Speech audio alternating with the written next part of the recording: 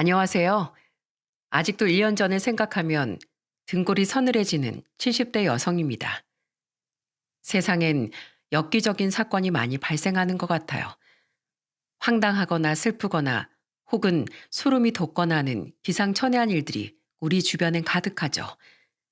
저는 대부분의 사람들처럼 뉴스로 보고 듣던 그런 일에 경악하면서도 내일은 아니란 생각을 했어요. 하지만 1년 전 한 가지 끔찍한 사건을 겪은 후론 불행은 누구에게나 예외 없이 무작위로 찾아온다는 사실을 깨달았습니다. 부디 제 사연이 많은 분들께 경각심을 일으켜 다들 안전에 만전을 기하시길 바라며 당시 일을 서술해 볼게요. 저는 미국에 이민을 와 있어요. 아들이 고1, 딸이 중1 때 남편과 함께 어려운 결정을 한 거죠. 당시 일하던 중소기업에서 잘린 남편이 일자리를 구하지 못했었는데 미국으로 일찍 이민했던 제 외삼촌이 도움을 주겠다고 하셨거든요. 말도 안 통하는 외국으로 이주를 하는 건 힘든 결정이었어요. 하지만 당시엔 일자리가 간절했고 아들과 딸을 유학도 시킬 수 있었기에 고국을 뒤로하고 우린 미국으로 향했어요. 외삼촌은 세탁소를 운영하고 계셨습니다. 덕분에 남편과 저는 세탁소 일을 배우며 애들을 공부시켰죠. 그리고 몇 년 뒤 하늘에 계신 외숙모의 뒤를 따라가시며 외삼촌은 우리 부부에게 세탁소를 물려주셨어요. 먼 타지에서 외동딸을 잃은 뒤 두 분에겐 자녀가 없었거든요. 외삼촌은 노안으로 돌아가시기 전 제 손을 잡고 이렇게 말씀하셨어요. 이 먼 타지 와서 우리 딸 제일 먼저 보내고 다음에 집사람 보내고 난 너무도 외로운 삶을 살았단다. 그래서 마지막 노년에 너랑 네 가족들이 와줬을 때 너무 고맙고 기뻤어. 적어도 마지막은 쓸쓸하지 않게 지내게 해줘서 정말 고마웠다, 형수나. 몸이 아파 마지막으로 고향 땅을 밟아보지 못한 게 유일한 한이로구나. 늘 무뚝뚝한 외삼촌이라 그런 속마음을 몰랐습니다. 항상 강한 분인 줄 알았는데 외삼촌은 먼 타지에 홀로 남아 긴 외로움 속을 헤매셨던 거죠. 당시 저도 남편도 고향에 대한 깊은 향수를 느끼고 있었기에 그런 외삼촌의 마음이 사무치도록 아프게 다가왔죠. 우리 네 식구 중 미국 생활에 가장 적응을 빨리 했던 건 아들이었습니다. 원래도 영어 공부를 좋아하고 미국 생활에 대한 동경도 있었기에 아들은 물 만난 물고기처럼 좋아했어요. 반면 딸은 학교와 새 친구들에게 잘 적응하긴 했지만 한 번씩 한국에 대한 이야기를 하더라고요. 엄마, 우리 이제 한국 안 가? 쭉 여기 살아? 어, 우리 이제 쭉 여기 살 거야. 왜? 세나 넌 여기 싫어? 학교 친구들도 몇 번 집에 데려오는 거 보니까 잘 지내고 있는 것 같더만. 싫은 건 아닌데 그래도 살던 한국이 더 편해. 난 한국이 더 좋아. 속상하기도 하고 미안하기도 했어요. 부모의 사정 때문에 이런 타지에 나오게 했다는 게 말입니다. 한국이 더 좋다고 하긴 했지만 그래도 딸은 시간이 갈수록 친구들과도 잘 어울리고 공부도 열심히 했습니다. 하지만 제일 신나했던 건 역시 시부모님을 뵈러 잠깐씩 한국에 나갈 때였어요. 우와, 한국이다, 한국. 아, 한국 냄새. 할머니한테 제일 먼저 된장찌개 끓여달라고 해야지. 하지만 우리 가족이 한국에 나갈 일은 점점 사라졌어요. 제 친정 부모님은 일찍 돌아가셨고 시부모님 또한 딸이 18살이 되기 전에 차례로 세상을 떠나셨거든요.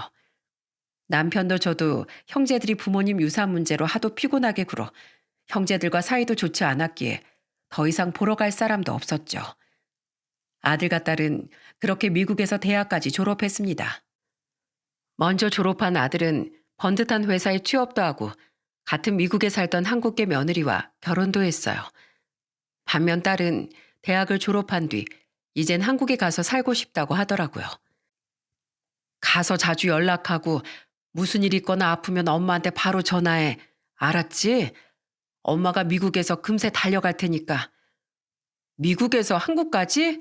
우리 엄마 완전 슈퍼맨이네. 알았어, 엄마. 걱정하지 마. 아빤 또 왜 울어? 오빠, 부모님 잘 좀 부탁해. 새언니 건강하세요. 종종 미국 들어올게요. 저 갑니다. 그렇게 딸은 아쉬워하는 가족들을 뒤로하고 한국의 서울로 향했습니다. 서울로 간 후론 그곳에 있는 외국계 회사에 다니기 시작했죠. 딸, 잘 지내고 있어? 회사는 어때? 사람들은 다들 잘해주니? 아유, 하나씩 물어봐, 엄마. 나 잘 지내고 있고, 회사도 마음에 들어. 일도 재밌고, 사람들도 좋아. 한국 사람들 특유의 정 있지? 거기서 사람 냄새가 느껴져서 나 너무 행복해. 역시 난 한국에서 사는 게 맞는 것 같다니까? 아이고, 그렇다니까 다행이다. 그래도 엄마랑 아빠 보러 가끔씩은 놀러 와야 돼. 알았지? 엄마랑 아빠도 가끔 나가마. 다행히 딸은 만족스러운 한국 생활을 하고 있는 것 같더라고요. 딸이 미국으로 오기도 했지만 가끔은 남편과 제가 한국에 나가 딸의 집에 들렀다 오기도 했어요. 가보니 혼자서 음식도 잘해 먹는 것 같고 집안도 깔끔하더군요. 우리 딸 혼자 살림도 잘하네. 이제 네 엄마가 필요도 없겠어. 필요 없긴. 난 아직도 맨날 엄마랑 아빠 보고 싶은데 엄마 아빠 한국 좀 더 자주 놀러 와. 어? 나랑 제주도 여행도 가고 그러자. 그럼 세탁소 누가 운영하니? 이렇게 한 번씩 쉬는 것도 옷 찾으러 오는 손님들한테 미안하구만. 내 일정만큼 손님 일정도 중요한 거야. 장사는 신뢰야, 신뢰. 에휴, 네네. 우리 엄마를 누가 말려. 그건 그렇고 너 남자친구는 없니? 네 오빤 일찌감치 결혼했는데 넌 아무 소식도 없어.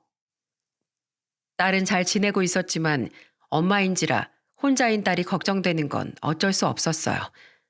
한국에서 큰 사고라도 나면 당장 달려올 가족 하나 없으니 애가 얼마나 힘들겠어요.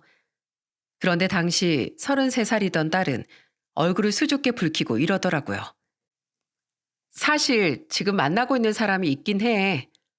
그래, 아이 뭐 하는 사람인데. 정신과에서 페이닥터로 일하는 사람인데 착하고 날 많이 좋아해줘.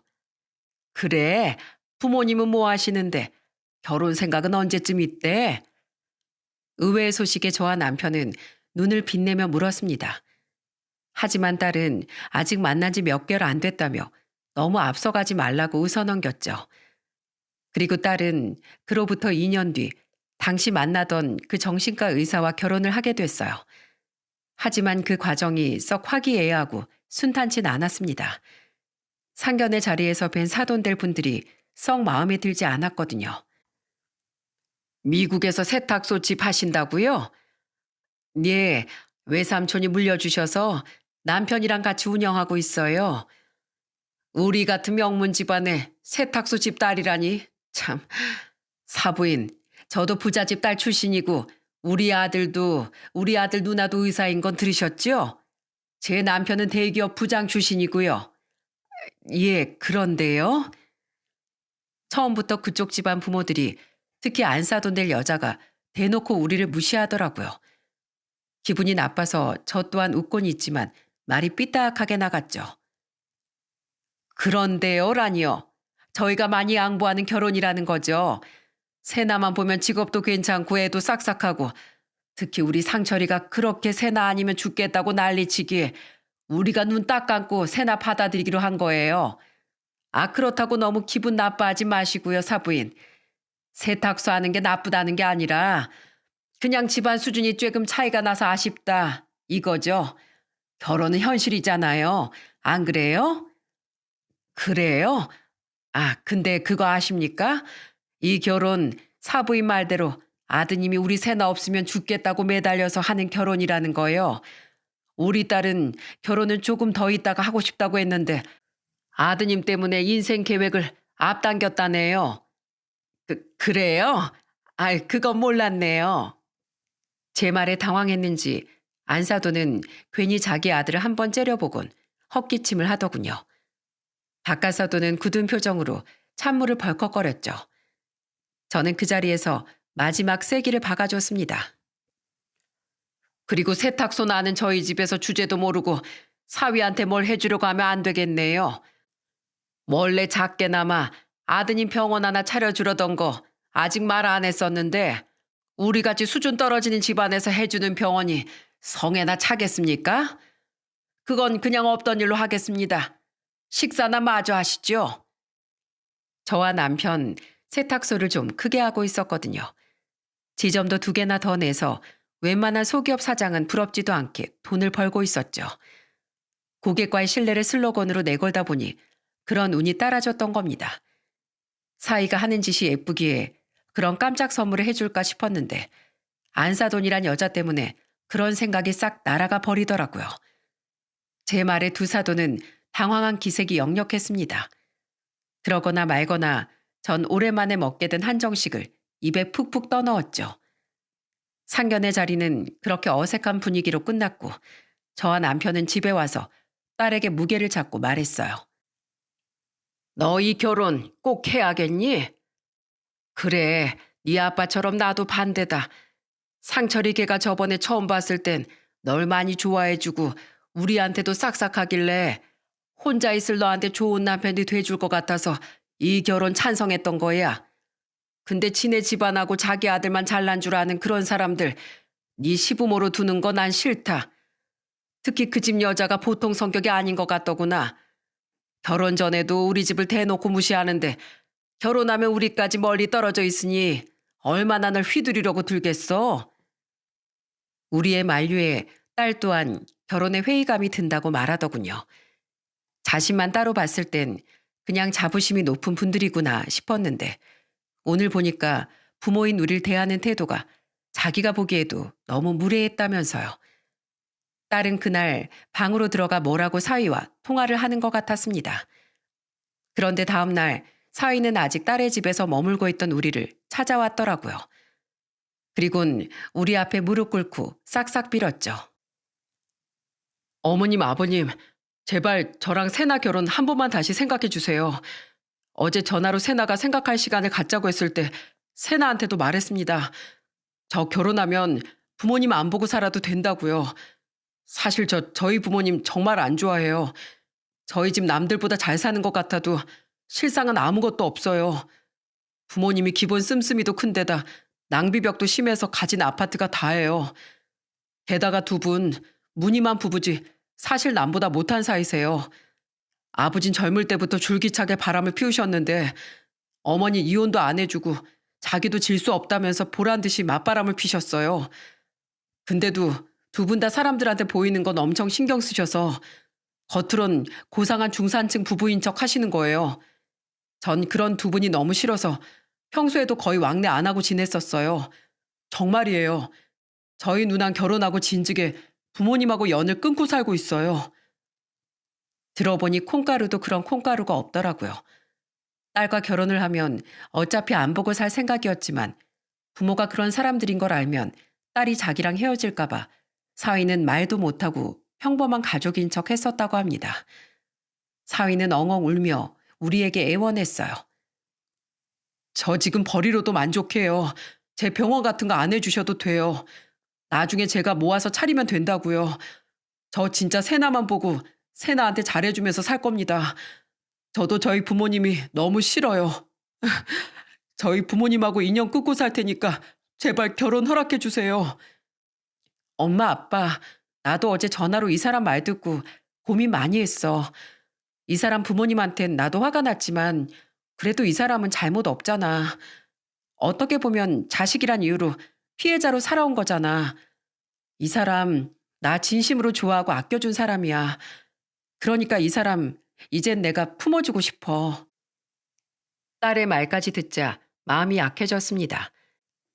사이가 돌아간 뒤에도 저와 남편은 한참 동안 골머리를 앓았어요. 그러다 결국 우리가 출국하는 날까지 매일매일 찾아오던 사위의 정성에 결혼을 허락해 주기로 했죠. 우리 딸이 자네 부모 때문에 눈물 날 일 절대 없게 해야 하네. 알았지? 네, 어머니. 아니, 장모님. 감사합니다. 저 정말 평생 새나 행복하게 만들어주겠습니다. 그래, 이제 내 사위 될 사람 한번 안아보세. 저와 남편은 사위에게 병원을 차려주는 일은 없던 일로 하기로 했습니다. 사위를 받아주긴 했지만 앞으로 어떻게 될진 솔직히 지켜봐야 하는 거라고 생각했고 우리한테도 큰돈인 그 거금을 들여 병원을 차려줄 정도로 두 팔 벌려 사위를 환영할 마음은 전과 달리 들지 않았거든요. 사위는 안쓰러웠지만 우린 어쩔 수 없는 딸의 부모였으니까요. 하지만 이제 내 가족으로 받아들이기로 마음먹자 사위가 한층 안쓰럽게 느껴져 우린 사위를 아들처럼 아껴주자고 다짐했죠. 그 뒤 사위는 자기 부모와 대판 싸우고 집을 나왔다고 해요. 그렇게 두 사람은 결혼식 날짜를 잡고 신혼집을 구해 살림부터 합치게 됐죠. 결혼식 땐 어쩌려나 싶었는데 사돈들은 결혼식에 참석했더라고요. 사위는 우리에게 이렇게 말해주었어요. 아들 결혼하는데 부모가 안 가면 사람들이 손가락질 한다고 연 끊고 살든 말든 결혼식엔 불러달라고 하시더라고요. 축의금 거둘 것도 산더미라고요. 그래서 새나랑 두 분께 또 안 좋은 모습 보이지 않는 조건으로 참석하라고 말씀드렸어요. 세상엔 저런 평범하지 않은 부모 자식 관계도 있구나 싶었습니다. 사위는 그 후 정말로 자기 부모랑 왕래를 않더라고요. 착한 딸은 처음엔 이래도 되나 싶었다는데 자신과 만나기 전부터 오래도록 쌓여있던 불화이니 그냥 사위의 의견을 존중해 주기로 했다고 했죠. 그렇게 우리 집엔 사위가 생겼습니다. 비록 사위 한 사람일지라도 듬직한 가족이 딸의 곁에 있다고 생각하니 안심이 되더라고요. 서로 일 때문에 바빠 자주 왕래하지 못했어도 우린 사위를 만날 때마다 국빈 대접을 해줬어요. 우와, 장모님, 이게 다 뭐예요? 상다리 휘어지겠어요. 칠면조야. 추수감사절 같은 때 먹는 특별한 음식인데 우리 귀한 사이가 오는 날이 바로 그 특별한 날이 아니겠어? 미국 온 김에 우리 딸이랑 같이 푹 쉬고 재밌게 놀다가 가. 자, 혹시 환전한 돈 부족할까 봐 우리가 따로 돈도 마련해 놨어. 감사합니다, 장모님, 장인어른. 제가 용돈을 드려야 하는데 두 분이 저보다 더 부자시니 전 사위로서 사랑하는 마음을 대신 드리겠습니다. 우리에게 늘 싹싹하게 구는 데다 결혼한 지 2년, 3년이 지나도 우리 딸을 보는 눈에서 꿀이 뚝뚝 떨어지는 모습을 보니 그때 더 이상 반대를 안 하길 잘했다 싶더군요. 딸 또한 더없이 행복해 보였기에 두 아이를 보는 우리 부부의 마음도 함께 따뜻해졌죠.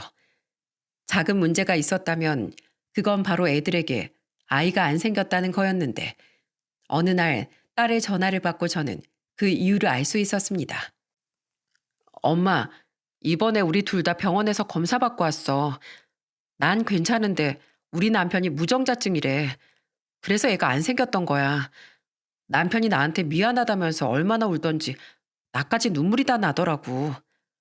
저런, 아이 강서방이 많이 놀랐겠구나. 네 마음은 괜찮고? 솔직히 애 너무 낳고 싶긴 했는데 그래도 내 남편이 먼저잖아. 자기도 너무 놀랐는지 우리 남편 제발 자기 버리지 말아달라고까지 하더라고. 깜짝 놀랐어. 왜 그런 생각을 했지? 난 남편만 있으면 아쉽긴 해도 애 없어도 괜찮은데 말이야. 그래, 그래야지. 요즘엔 애 없이도 잘 사는 부부들이 얼마나 많니? 강서방 마음 잘 다독여줘라. 외손주를 볼 수 없다는 사실이 아쉽긴 했지만 그뿐이었어요. 어쩔 수 없는 일에 대해 계속 생각하는 건 시간 낭비일 뿐이라고 생각했죠. 저는 사위에게도 전화를 걸어 위로해 줬어요. 부디 그 일로 사위가 더 이상 큰 상처를 받지 않길 바랬으니까요. 그게 딸의 결혼 4년차 때 일이었습니다. 그때부터 두 아이는 딩크 부부로서의 삶의 계획을 다시 세우며 새로운 마음으로 살아갔죠. 그런데 그로부터 1년쯤 뒤부터 자꾸만 딸이 전화로 이상한 말을 하더라고요. 엄마, 우리 남편 병원에서 요즘 많이 힘든가 봐. 왜? 동료 의사들하고 무슨 문제라도 있대? 그게 아니고 환자들 때문에 특히 부부 불화나 가정 불화 상담 환자를 만나고 온 날엔 나한테 환자 얘기를 엄청 늘어놓더라. 오늘 환자는 30대 초반 남자였는데 아내가 알고 보니 무려 남자 2명이랑 바람을 피우고 있어서 이혼한 사람이었다. 그래서 극심한 우울증 때문에 병원을 왔다고 한다. 근데 그 아내도 바람에 낌새가 전혀 없었다는데 당신 혹시 나한테 뭐 숨기는 거 없냐? 막 이러는 거 있지? 뭐? 널 의심한다고? 어, 저번엔 또 뭐라더라? 아내가 돈 주고 남자랑 술 먹는 호스트바 같은 데 다니다가 걸렸는데 그걸 용서해줬다던 50대 남자 환자가 왔었대. 근데 그 뒤로도 자꾸만 아내가 거짓말하고 놀러 나가길래 너무 화가 나서 자기도 모르게 그만 아내한테 미친 듯이 손찌검을 했다는 거야. 그래서 그 얘기를 나한테 왜 하냐니까 갑자기 나한테 왜? 뭐 찔려? 이러는 거 있지? 놀라서 내가 뭘 찔려야 되냐고 하니까 그냥 진짜 찔리는 거 있나 없나 떠본 거래. 그리고 자긴 대인배니까 혹시 그런데 갔다 온 적 있으면 차라리 빨리 실토하라고 하더라고. 난 말도 안 되는 얘기 하지 말라고 화냈지. 강서방 갑자기 왜 그런다니? 너 뭐 잘못한 적 있어? 아이, 내가 무슨 잘못을 해. 맨날 일집 하고 있는데. 근데 남편이 자꾸 의심하니까 나도 내가 뭔가 행동을 잘못하고 있나 싶어서 요즘 조심하려곤 하고 있어. 그 뒤로도 딸은 몇 번이나 제게 사이가 자신을 의심해서 힘들다고 말했습니다. 회사에서 야근을 하고 있다고 하면 사진을 찍어 보내라고 하고 회식이 있는 날엔 하루도 빠짐없이 회식 자리로 데리러 왔다는군요. 사람들은 자상한 남편이라고 부러워했다지만 돌아가는 내내 딸은 엄한 트집으로 시달렸다고 해요. 왜 남자 상사 옆에 앉았냐? 10분에 한 번씩 답장하라고 하지 않았냐? 하면서 말이에요. 누가 회식하는데 자리 골라 앉고 10분에 한 번씩 휴대폰을 봐. 말도 안 되는 소리 하지 말라고 내가 화를 내면 그때만 잠깐 미안한 척하곤 다음에 또 그런다니까. 저번엔 회식 장소를 옮겼는데 시간 맞춰서 데리러 온다고 또 연락이 와 있더라고. 그래서 내가 11시쯤 끝날 것 같다고 했는데 잠깐요 편의점에 숙취해소제 사러 나갔다가 깜짝 놀랐지 뭐야.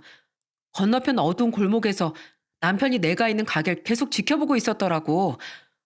놀라서 뭐 하는 짓이냐고 물으니까 마침 근처에 지나가는 길이어서 그냥 거기서 기다리고 있었다는데 내 생각엔 전부터 계속 그래왔던 것 같더라. 너 괜찮니? 아유, 듣는 내가 숨이 다 막히는데 혹시 너한테 손 올리거나 하진 않어? 엄만 너무 걱정된다. 세탁소 때문에 거기 계속 엄마가 가 있을 수도 없고. 그런 건 걱정하지 마. 엄마도 알지? 내 남편 나라면 껌뻑 죽는 거. 내가 화내면 매번 미안하다고 빌기는 해. 저번에 내가 그만 좀 하라고 집 나가겠다고 하니까 글쎄 무릎 꿇고 싹싹 빌면서 울기까지 하더라고. 평생 바람 피우는 부모님 보고 살고 배우자가 외도했다는 환자들까지 들끓으니까 자기도 모르게 자꾸 그런 생각이 드는 것 같다면서 말이야. 날 너무 사랑해서 내가 떠나갈까 봐 두려워서 그랬다는데 차마 거기다 대고 더 화는 못 내겠더라고. 내 남편인데 그래도 내가 불쌍히 여기고 이해해줘야지 싶어서 요즘 다른 병원 정신과 다니면서 부부 상담 받고 있어. 남편이 적극적으로 고쳐보겠대. 딸이 걱정됐지만 그래도 치료를 받는다니 다행이라고 생각했어요. 그래도 걱정이 되어 남편에게 세탁소를 맡기고 혼자 한국에 다녀와 봤는데 사위와 딸은 손을 꼭 붙잡은 채 다행히 여전히 사이가 좋더라고요. 요즘 별일 없지? 두 사람 다 잘 살고 있지? 그럼요, 장모님. 이 사람한테 들으셨죠? 괜한 걱정 끼쳐드려서 죄송해요. 그래도 지금 상담받는 의사가 하는 말이 조금만 상담 치료받으면 아무 문제 없을 거라고 하더라고요. 집사람한테도 2번 다시는 안 그러겠다고 진심으로 용서를 구했어요. 맞아, 엄마. 요즘 우리 다시 사이 좋아. 내가 괜한 얘기를 해서 엄마 여기까지 오게 했네. 내일 바로 다시 출국한다고? 조금만 더 있다가 가지. 아니야. 너희 잘 지내는 거 봤으니까 됐어. 병원 의사 소견도 그렇고 사이가 다시 변하고 있다고 하니 저는 안심하고 미국으로 돌아왔습니다. 하지만 그것이 진정한 불행의 시작이었다는 사실을 그 자리에 있던 우리 셋 중 단 한 사람만이 알고 있었죠. 제가 다시 미국으로 돌아온 지 얼마 안 됐을 때부터 딸은 통 전화를 받지 않더군요. 원래 2주일에 한 번쯤은 먼저 전화를 했던 아이였는데 말입니다. 대신 그때마다 한참 뒤 문자로 연락이 오긴 하더라고요. 엄마, 나 요즘 회사에 일이 터져서 너무 바빠. 내가 나중에 연락할게. 엄마, 나중에 연락한다니까 왜 자꾸 전화를 걸어. 야간 회의 중이었는데 엄마 때문에 괜히 상사한테 욕먹었잖아. 바쁜 일 지나면 연락할 테니까 기다려줘. 늘 바쁘다, 잤다, 회의했다 등등 딸은 늘 문자로만 대답했습니다. 저는 이상한 마음에 사위에게도 전화해 딸에 대해 물었어요. 그러자 사위는 대수롭지 않다는 투로 이렇게 말하더라고요. 집사람 회사가 요즘 까딱하면 부도 날지 모를 정도로 큰 문제에 휘말렸다고 하더라고요. 그래서 회사가 완전 비상이래요. 회사에서 자고 오는 날이 있을 정도라 요즘엔 저도 집사람 얼굴 거의 못 봐요. 장모님께 문자로 답이라도 했어요? 저한텐 그마저도 없을 때가 수두룩하거든요. 장모님, 그래서 이 사위 요즘 독수 공방하고 있어요. 사위는 우는 흉내까지 내며 제게 애교를 떨더라고요. 그 말을 듣자 정말 딸이 눈코 뜰 새 없이 바쁘구나 싶어 저는 더 이상 딸에게 전화를 하지 않았어요. 남편이 잠잘 시간도 부족하다는 애 괜히 더 피곤하게 하지 말라고 잔소리를 했고 저도 그 생각에 동의했거든요. 대충 문제가 정리되면 그땐 어련히 알아서 연락하겠거니 싶었죠. 하지만 전 그때라도 한국에 들어가 딸을 찾아가야 했던 겁니다. 부모로서 그런 안일한 생각 따윈 해선 안 됐던 거예요. 그렇게 딸과 연락이 뜸해진 지 4개월이 지났을 때쯤 이른 아침에 자고 있던 저는 모르는 번호로 문자를 하나 받으며 깼습니다. 번호를 보니 한국 휴대폰에서 전송된 문자 같았는데 그 내용이 너무 찝찝하더군요. 딸이 위험합니다. 빨리 한국으로 와보세요. 옆에 누워있던 남편이 누구냐길래 저는 모르는 번호라고 말했어요. 남편은 제게 장난 문자 아니냐고 했는데 느낌이 좋지 않더라고요. 최근 계속 전화를 할 수 없었던 딸이 생각나서 말이죠. 저는 얼른 그 번호로 전화를 걸어봤는데 웬 여자가 전화를 받더군요.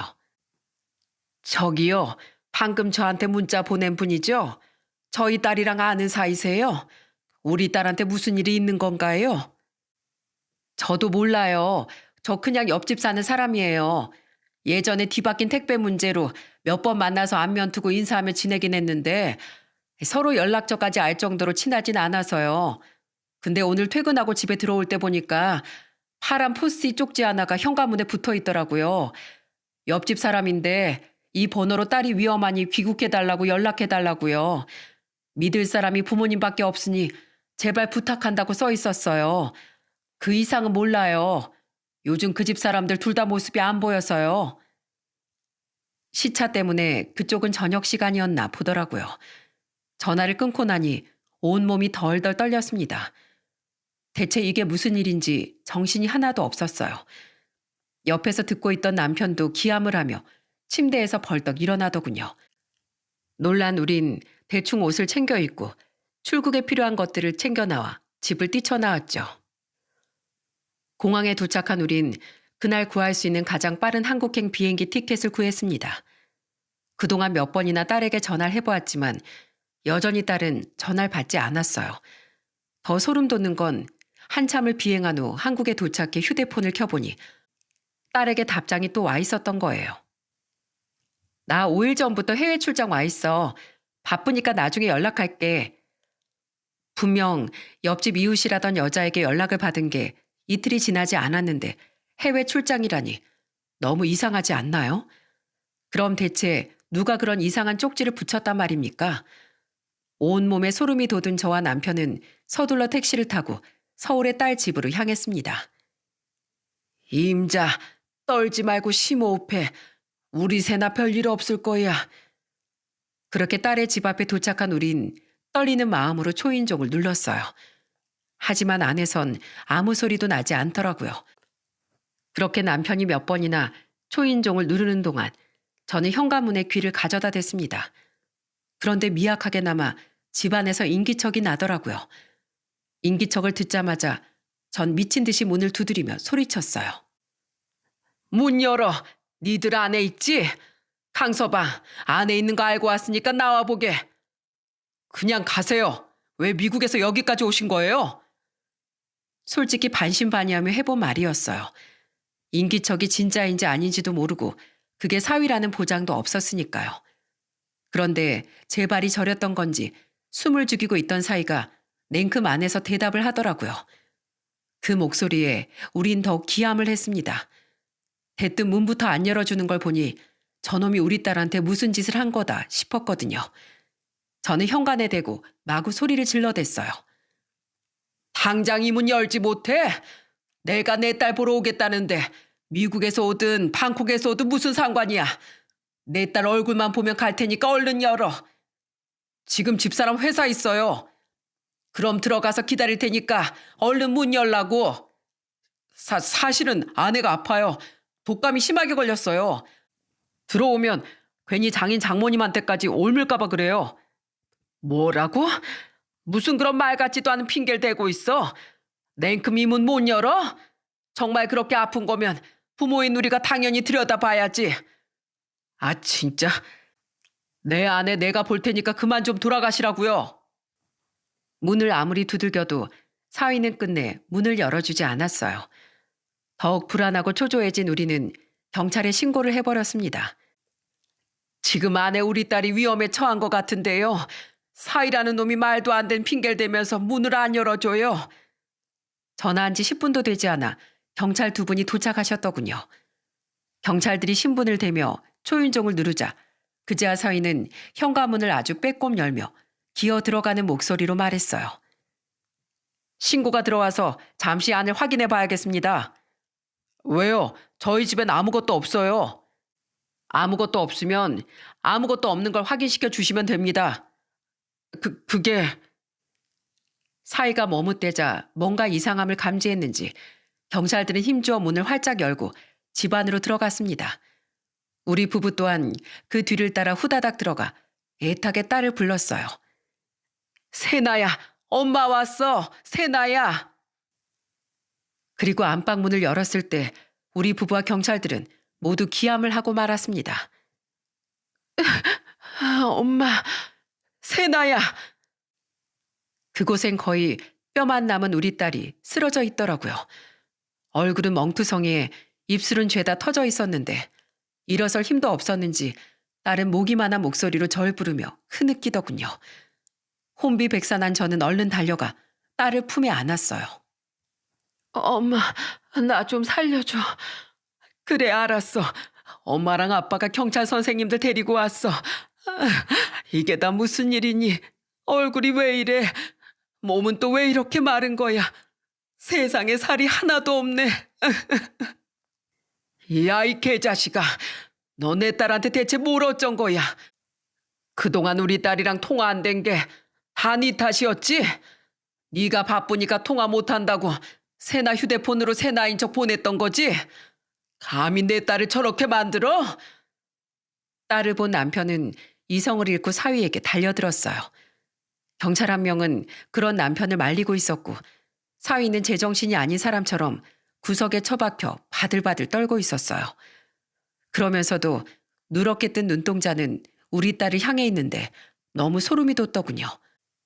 그리고 다른 한 명의 경찰이 딸을 들여다보려 가까이 다가온 순간 구석에 처박혀 있던 사위는 갑자기 귀신 들린 사람처럼 그 경찰에게 달려들더라고요. 감히 누구 아내한테 눈독을 들여? 이제 알겠다. 야, 김세나, 너 저 경찰놈이랑도 붙어 먹었냐? 그래서 그동안 그렇게 도망치려고 한 거야? 날 버리고? 절대 그렇게 못 냅두지. 야, 너 내 아내랑 붙어 먹었냐? 좋든? 내가 너 죽여버릴 거야. 아우, 당신 미쳤어? 선배님, 제가 잡았어요. 이 사람 완전 제정신 아닌 것 같은데요. 그러자 다행히 제 남편을 말리던 경찰관이 달려와 사위를 붙잡더라고요. 결국 두 경찰에게 제압당한 사위는 무릎 꿇고 뒷짐진 상태로 수가까지 차게 됐습니다. 제 품에 안겨있던 딸은 다 죽어가는 목소리로 흐느끼며 경찰들에게 이렇게 말했어요. 그 사람 제정신 아닌 거 맞아요. 저 사람 완전 집착증이에요. 그 의처증이요.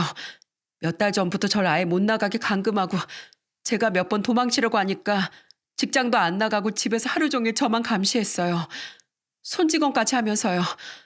자기 버리고 도망치려고 했던 벌을 받아야 한다고 밥도 제대로 안 주고 맨날 바람 피운 사실 인정하고 솔직하게 털어놓으라는데 저 그런 적 없어요. 제발 저 사람한테서 저 좀 떼어놔 주세요. 그렇게 말한 딸은 힘을 다했는지 그 자리에서 혼절하고 말았습니다. 남편과 저는 그런 딸을 끌어안고 엉엉 울었죠. 결국 사위는 경찰들에게 끌려가고 우린 다급히 구급차를 불렀어요. 그런데 사위는 경찰에게 끌려나가면서도 눈을 희번뜩하게 뜨며 악을 써대더라고요. 김세나, 넌 내 거야. 넌 절대 나 못 벗어나. 넌 죽을 때까지 내 거라고. 정말 태어나서 그렇게 무서운 광경은 처음 봤습니다. 아직까지 그날 사위의 얼굴을 악몽으로 꿀 정도로 기괴하고 공포스러웠죠. 병원에 실려간 딸은 다행히 뼈가 부러지거나 장기에 손상을 입진 않았어요. 하지만 온몸은 멍투성이었고 원래 키 165에 55kg가 나가던 애가 40kg도 안 될 정도로 기아처럼 삐쩍 말라 있었습니다. 영양실조였죠. 우린 그대로 딸을 입원시켰고 링거를 맞으며 제 손을 잡고 잠든 딸의 모습을 보며 하염없이 눈물을 흘렸어요. 그리고 얼마 뒤 조금 기운을 차린 딸이 정신을 차렸을 때 우린 그동안의 충격적인 진실을 듣게 되었습니다. 정신이 드니 세나야. 엄마 아빠. 그래, 엄마랑 아빠야. 세나야, 이게 다 어떻게 된 거야? 어? 너 엄마한테 분명 강서방이랑 부부 상담도 받고 잘 지내고 있다고 그랬었잖아. 그거 다 연기였어, 엄마. 내가 엄마랑 자주 연락하는 거 아니까 엄마가 더 이상 의심 못하게 하려고 잠깐 노력하는 척 했던 거야. 자기가 정신과 의사니까 의처증이 심하지 않은 척, 상담 잘 받는 척, 다른 정신과 의사도 속여 넘길 수 있었던 거지. 엄마 다녀간 후로 한동안은 계속 잘하는 것 같더니 어느 날 갑자기 나 회사도 못 가게 날 집에 가두더라고. 엄마한테 자기 나쁘게 말해서 이혼하고 미국으로 도망가려고 했냐면서 어림도 없는 소리 하지 말라고 그때 내 휴대폰까지 뺏어갔어. 뭐? 그럼 너 그때부터 집에만 갇혀 있었던 거야? 역시 그놈이 네 휴대폰으로 넣인 척 답장한 게 맞았구나. 아마 그럴 거야. 난 그동안 휴대폰이 어디 있는지도 몰라서 아무한테도 연락 못하고 신고도 못했었거든. 그 사람 맨날 나한테 누구랑 바람 피웠냐고 솔직히 말하라고 추궁하고 차라리 집에 이렇게 가둬두니까 자기도 안 불안하고 우리 둘 다 행복하지 않냐더라. 자기한테 정 떨어져서 다른 놈이랑 도망가려고 했던 거 다 안다고. 다 용서해 줄 테니까 앞으로 평생 이렇게 살자는 거야. 나 너무 무서워서 창문도 넘어보고 그 사람 병원 갔을 때 문고리도 부수고 도망쳐 봤는데 전부 다 잡혔어. 그 뒤엔 자기가 이렇게 잘해줬는데 어떻게 도망갈 생각을 하냐면서 배신자라고 때리고 굶기고 병원도 아예 안 나가고 내 옆에만 붙으면서 나 감시하고 있었어. 엄마 아빠 나 너무 괴로웠어. 아이고 내 딸 예비가 미안하다. 우리가 네 옆에 있어 줬어야 했어. 아이 그래서 옆집에 쪽지는 어떻게 붙인 거야. 그거 아니었으면 나랑 네 아버지가 여태까지 깜쪽같이 모를 뻔했어. 이러다 정말 여기서 죽겠다 싶더라고. 그래서 방에 있는 포스트잇에 몰래 SOS 메시지랑 엄마 번호 적어서 가지고 있다가 기회 봐서 도망쳤어. 아니 어차피 또 잡혀올 거 아니까 나가자마자 옆집 문에 포스트잇부터 붙여두고 다른 방향으로 도망치는 척했어. 그 쪽지 안 들키려고. 역시나 얼마 안 가서 잡혀오고 이렇게 두들겨 맞긴 했는데 다행히 그 쪽지는 안 들켜서 엄마랑 아빠가 이렇게 와줄 수 있었던 거야. 나 너무 무서웠어. 지옥이었다고. 엄마 아빠 나 구해줘서 정말 고마워. 아니다 아니야. 우리가 미안하다. 으, 세상에 어떻게 이런 무서운 일이 있니.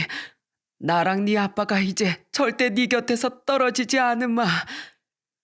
몸이 약해져 있던 딸은 그 뒤로도 며칠이나 입원해 있어야 했습니다.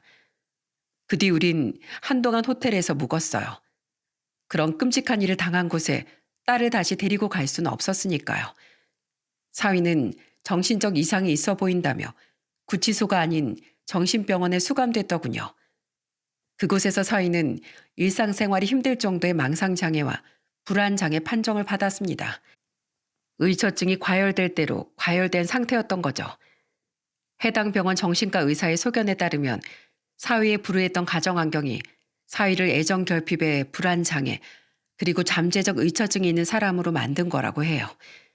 사위는 애써 아무 문제 없는 사랑꾼 남편인 척 행세하다가 불임 판정을 받으며 그 불안감이 터졌던 겁니다. 가뜩이나 늘 이 사람은 날 배신하고 바람을 피울 거라고 불안해하던 상태에서 딸이 그렇게 원하던 아이까지 가질 수 없는 몸이라는 얘기를 듣고 딸이 자기를 버릴 거라는 생각에 갇혀버렸던 겁니다. 너무나도 멀쩡해 보였던 사람이 속으론 그런 병을 앓고 있었다니.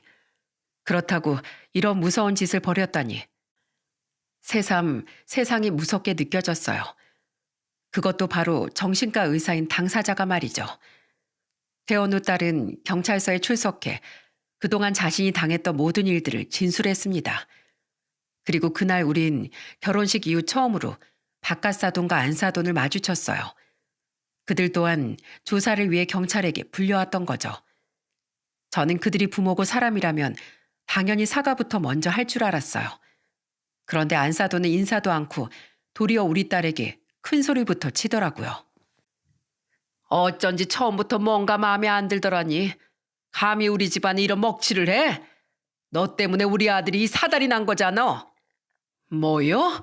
이봐요. 지금 우리 딸 다 죽어가는 거 안 보여요? 당신 아들이 이래 놨다고. 그러면 사과부터 해야지. 지금 무슨 소리 하는 거야? 흥, 그거야 모르는 거죠. 직접 보지도 않고선 어떻게 알아요? 제가 진짜로 남자들한테 궁둥이라도 흔들고 다녔을지. 그러니까 애초에 남편이 의심할 일 없게 행동거지를 똑바로 하고 다녔어야지. 우리 아들만 이게 무슨 꼴이야? 아휴, 이게 무슨 집안 망신이냐 말이야. 안사돈은 삿대질을 하며 눈을 부라렸고 바깥사돈은 바닥에 침을 칵 퇴하고 뱉으며 못마땅한 표정을 짓더군요. 남편은 아직 심신이 허약해 덜덜 떨던 딸을 꽉 안아주고 있었죠. 눈앞의 광경에 눈이 돌아버린 전 안사돈에게 침을 튀겨대며 소리쳤습니다. 집안 망신? 애들 앞에서 버젓이 맞바람 피우고 다닌 인간들이 들어앉은 집구석에 더 이상 당할 망신이 어딨어? 뭐 눈에 뭐만 보인다고 니년이 남자들한테 그렇게 궁둥이를 흔들고 다녔으니 그딴 말이 나오는 거지. 세상 사람이 다 당신들처럼 1년 365일 발정난 상태로 사는 줄 알아? 발정? 아니 이 여편 내가 진짜? 뭐 어쩔 건데? 내가 뭐 틀린 말 했어? 나야말로 애초부터 이딴 상종 못할 집안에 내 딸 시집 보내는 게 아니었어. 자식을 저렇게 키워놓고 고개 들고 다닐 용기가 나? 당신들 아들은 물론 씻을 수 없는 잘못을 저질렀지만 아들을 그렇게 만든 건 바로 당신들이야.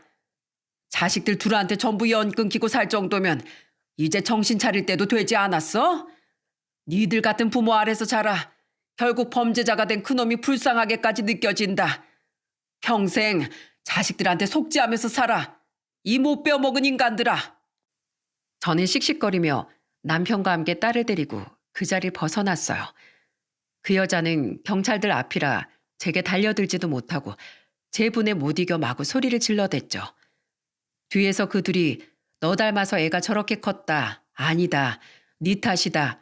이번에야말로 진짜 갈라서자 하며 싸우는 소리가 다 들리는데 정말 한심해서 더는 못 들어주겠더라고요. 저는 남편에게 잠시 딸을 맡겨놓고 우리에게 연락을 준 딸의 옆집 여자를 찾아가 살해를 했습니다. 아유, 이런 걸 바란 건 아닌데 감사해요. 근데 따님은 괜찮으세요? 동네 소문엔 경찰이 왔다 갔다고 했다던데요. 저는 그런 옆집 분의 말에 그저 씁쓸하게 웃어 보였습니다. 그리곤 다시 한번 감사했다는 말을 남기고 딸에게 돌아갔죠. 사위는 딸이 다니던 회사에까지 전화해 딸이 큰 병에 걸려 회사를 그만둬야 한다고 거짓말을 했다더군요. 그렇게 이미 일자리까지 잃은 딸을 데리고 우린 미국으로 돌아왔습니다. 그런 상태인 딸을 우리 곁에서 떼어놓을 수가 없었죠. 어차피 딸의 신혼집이야 우리 돈으로 사준 딸의 명의였으니 우린 그 집을 금매로 얼른 팔아버렸습니다. 그렇게 그 사건이 일어난 지 아직 1년이 채 지나지 않았어요. 정신병원에 수감돼 조사와 재판을 받은 사위는 결국 교도소에 수감되었다고 합니다. 설마 심신미약 같은 걸로 빠져나가진 않을까 싶어 노심초사했는데 불행 중 다행이더라고요. 그래도 생각보다 형을 짧게 받아 불안한 마음에 우린 오랫동안 살던 집에서 다른 동네로 이사를 왔어요. 비록 세탁소가 멀어지긴 했지만 그거야 차로 출퇴근하면 그만이고 출소한 그놈이 딸을 찾아 미국에 원래 저희 집을 찾아올까 무서웠거든요. 죄송해요, 엄마. 나라도 이 집에 와 있으면 좋은데. 같은 미국이지만 차로 6시간 넘게 떨어진 곳에 살던 아들과 며느리는 옆에 있어주지 못해 미안해했습니다.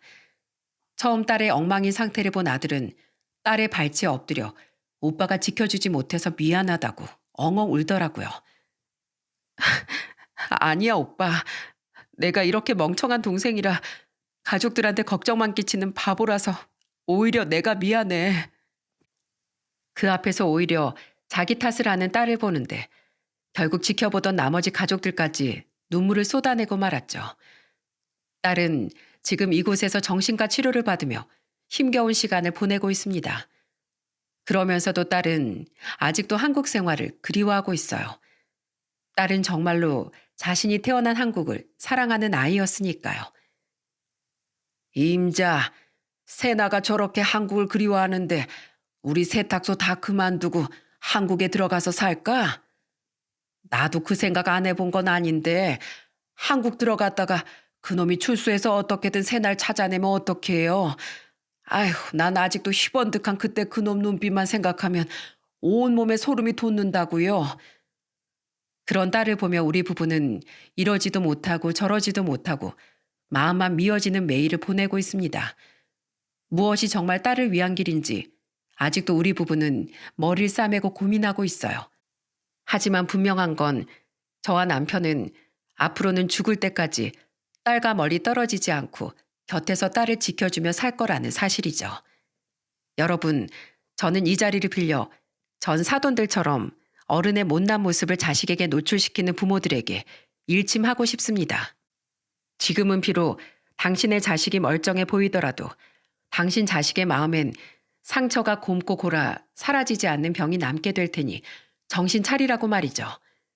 물론 저는 사위를 용서할 생각이 조금도 없지만 사위 또한 그런 부모 아래에서 탄생한 피해자임은 분명하다고 생각해요.